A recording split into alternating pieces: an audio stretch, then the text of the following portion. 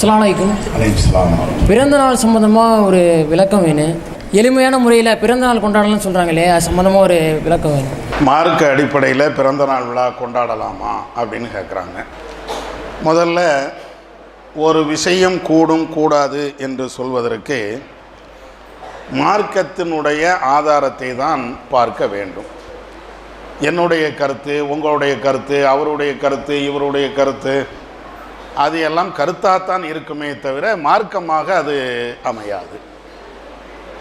இந்த பிறந்த நாள் விழா என்பதை பொறுத்த மட்டில் இன்றைக்கு உலகத்தில் முஸ்லீம்களும் சரி, முஸ்லீம் அல்லாதவர்களும் சரி கொண்டாடுறாங்க. இது காலாகாலமாக கொண்டாடப்படுகின்ற ஒன்று தான்.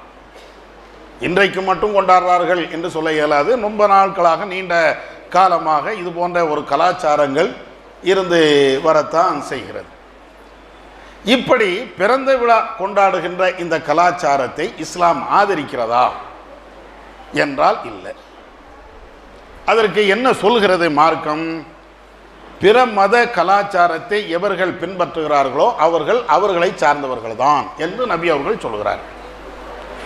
இந்த பிறந்த நாள் விழா என்பது அது பிற மத கலாச்சாரம் தான், இஸ்லாத்தினுடைய கலாச்சாரம் இல்லை. எப்படி பிற மத கலாச்சாரம் இஸ்லாமிய கலாச்சாரம் இல்லை என்கிறோம் அப்படின்னு நீங்கள் பார்த்தீங்கன்னா, இந்த பிறப்பு என்பது ஏதோ 2023 வருஷம் மட்டும் நடக்கக்கூடிய ஒரு நிகழ்வு அல்ல. அல்லது இந்த பிறந்த நாள் விழா கொண்டாடுவது என்பது ஏதோ போன நூற்றாண்டில் ஆரம்பித்தது, அல்லது இந்த நூற்றாண்டில் ஆரம்பித்தது, நேற்று ஆரம்பித்தது அப்படிங்கிறது அல்ல. பிறப்புங்கிறது எப்போ? ஆதம் நபியுடைய காலத்தில் இருந்தே அந்த பிறப்பு இருக்கிறது. ஆதம் நபி தான் பிறக்கலை, அவங்களுடைய மனைவி தான் பிறக்கலை, இறைவன் நேரடியாக படைச்சாங்க. அவங்களுக்கு பிறந்த பிள்ளைகள் எல்லாம் பிறந்து தானே வந்தாங்க. ஆதம் நபியுடைய பிள்ளைகள் ஆதம் நபிக்கும் ஆதம் நபியுடைய மனைவிக்கும் பிறந்தாங்க. அதற்கு பின்னால அவங்களுடைய பேர பிள்ளைங்க அவங்கள்ட்ட இருந்து அப்படியே வந்திருப்பாங்க. இப்படி தானே வாழையடி வாழையாக இந்த சந்ததி பெருக்கங்கள் இருந்தது. நபி அவர்களும் பிறந்து தானே வந்தாங்க, நபிமார்களும் பிறந்து தானே வந்தாங்க. இஸ்லாமிய கலாச்சாரம் என்றால் இந்த பிறந்த விழா அதுவும் இஸ்லாத்தில் உள்ளது என்றால் எத்தனை நபிமார்கள் பிறந்திருக்கிறாங்க? அவங்களுக்கு பிறந்த நாள் விழா எங்கேயாவது நடந்திருக்கா? ஏன் ரசூல்லா பிறக்கத்தானே செஞ்சாங்க. நபி அவர்கள் பிறந்ததற்கு எனக்கு பிறந்த விழா கொண்டாடுங்கள் என்று நபி அவர்கள் கொண்டாடினாங்களா? நபி அவர்களுக்காக வேண்டி நபி தோழர்கள் தோழியர்கள் நபியுடைய காலகட்டத்தில் இப்படி பிறந்த நாள் விழா கொண்டாடினாங்களா? எங்கேயாவது ஒன்றா காட்டுங்களேன். இஸ்லாமிய கலாச்சாரம் என்றால், இஸ்லாத்தில் அனுமதிக்கப்பட்ட ஒரு செயல் என்றால், நபியுடைய காலகட்டத்தில் இப்படி ஒன்று நடந்திருக்கணும்ல, ரசூலா அதை அங்கீகரிக்கணும்ல. ஏன்னா பிறக்கிறதுங்கிறது எல்லா காலத்திலும் உள்ள ஒன்று தானே. அப்போ எல்லா காலத்திலும் இருக்கக்கூடிய ஒன்றை இன்றைக்கு அது மார்க்க அடிப்படையில் உள்ளது என்று சொல்வதாக இருந்தால் நபி அவர்கள் காட்டி தந்திருக்கணும். ரசூல்லா அது ஆமாம் இப்படி செஞ்சு தந்திருக்கிறாங்க, ரசூல்லாவுடைய காலத்தில் அது இருந்தது, நபி அவர்கள் அதை அங்கீகரிச்சிருக்கிறாங்க அப்படின்னு சொன்னால் மாறு பேச்சே கிடையாது. ஆனால் நபி அவர்கள் என்ன செய்தாங்க? பிற மத கலாச்சாரத்தை நீங்கள் பின்பற்றாதீங்க, அது அவங்களுடைய நம்பிக்கையின் அடிப்படையில் அவங்க செய்வாங்க, அதனால் அதை பின்பற்றாதீங்க, பிறந்த நாளை பின்பற்றாதீங்க என்று நேரடியாக தடுக்கலை. ஆனால் இது போன்ற கலாச்சாரங்கள், பிற மத கலாச்சாரங்கள் எதுவுமே கூடாது, அதனால் நீங்கள் அதை செய்யாதீங்க அப்படின்ட்டாங்க. அது செய்தால் பிற மதத்தை ஒப்பாக அது அமைந்துவிடும் என்று நபி அவர்கள் இங்கே தடுக்கிறாங்க. இதைத்தானே பார்க்கணும்.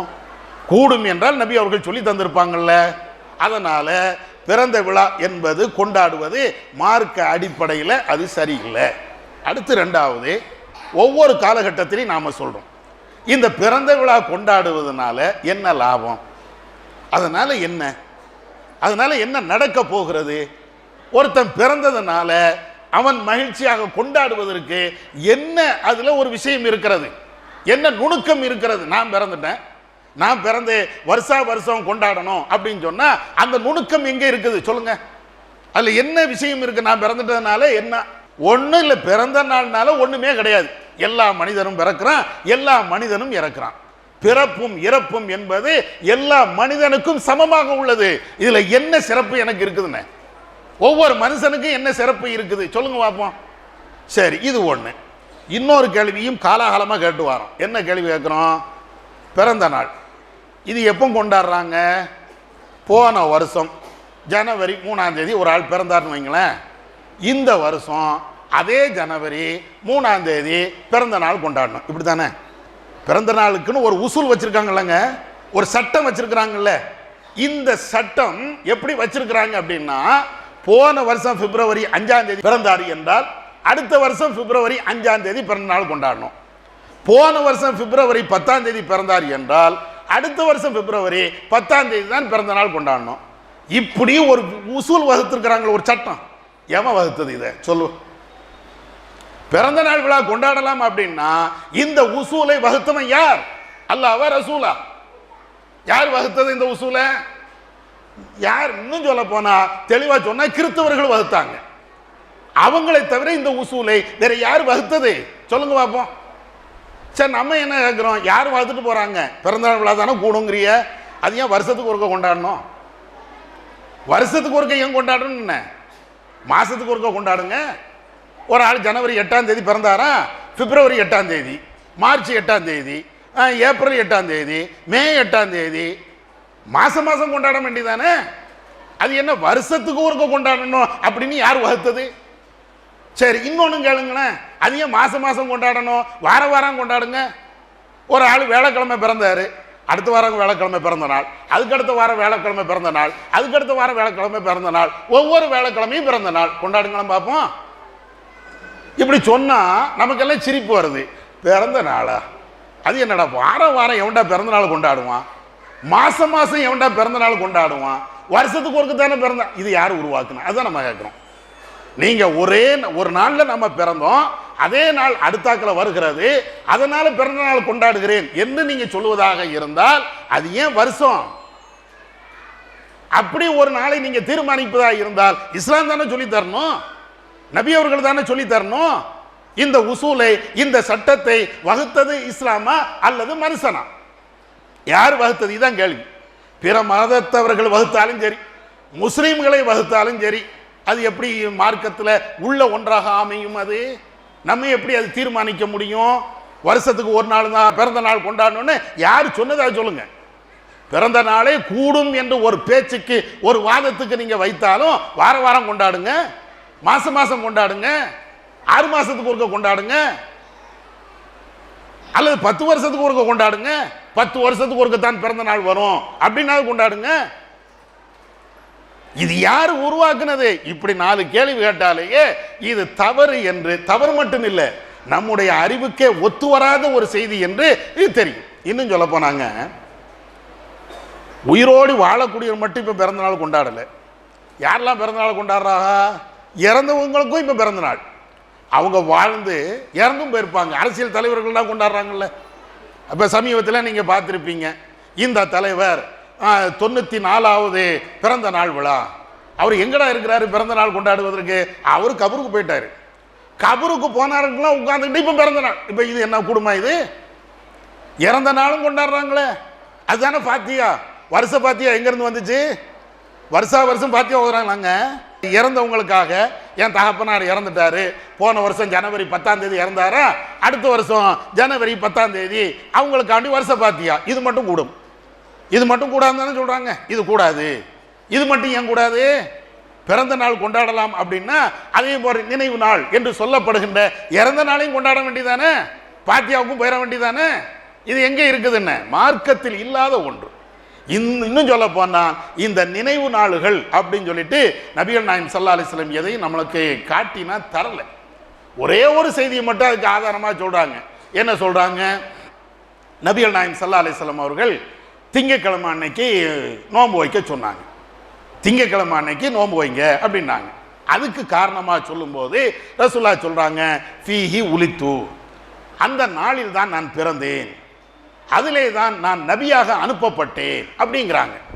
இந்த ஹதீஸை வைத்துக்கொண்டு பார்த்தீர்களா, நபி அவர்கள் பிறந்த நாள் அவங்களே பாராட்டி சொல்லி இருக்கிறாங்க. ஏன்னா திங்கக்கிழமை அன்னைக்கு நோன்பு வைக்க சொன்னாங்க. நோன்பு வைக்க சொன்னதனுடைய அர்த்தம் என்ன? அந்த நாளில் ரசூலுல்லாஹ் பிறந்தாங்க. அப்ப பிறந்த நாள் இருக்குது என்பதுக்கு இதுதான ஆதாரம். இது ரொம்ப நாளா சொல்லிட்டு இருக்கிறாங்க. ரசூலுல்லாஹ்வுக்கு மீலாது விழா எடுக்கணுங்கிறதுக்காக வேண்டி இந்த ஹதீஸை தான் நிறைய பேர் ஆதாரமா சொல்லிட்டு இருந்தாங்க.